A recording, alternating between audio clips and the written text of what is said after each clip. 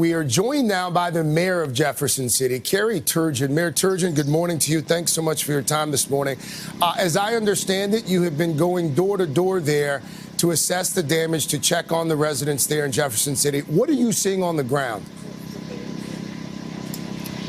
We are seeing a lot of devastation on the ground, a lot of trees down, power lines down, homes and apartments with roofs and walls missing, things like that. It is pretty devastating, and that's, of course, in the dark of night. There's a lot of those areas that have no power, so but now as the sun's beginning to rise, we'll be assessing the situation even more.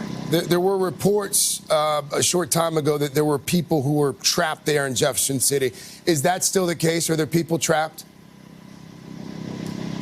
Not that I'm aware of. Initially, when the tornado first hit, it is my understanding that there were some people in some apartments that they were rescuing and getting out. But it is my understanding at this time that they have located everyone. And at this time, it sounds like the injuries are small, and I'm very thankful that there are no major injuries reported as of yet. We're very thankful because when you see the amount of devastation, it's really it's pretty significant, and it's a wide area of the city as well. This nasty twister, as I understand it, it struck in the middle of the night. How much advance notice were you guys able to give residents there?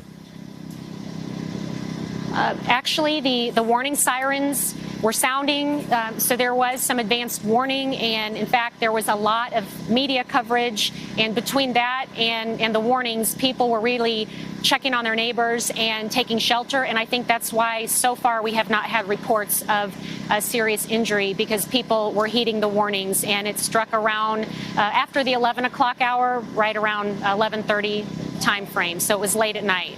Is the worst over, or should folks there in Jefferson City brace for more?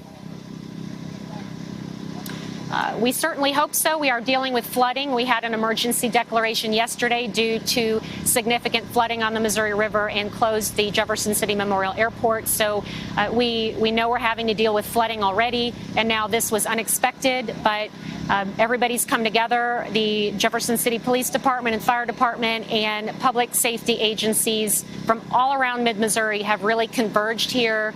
All hands on deck. They are working this.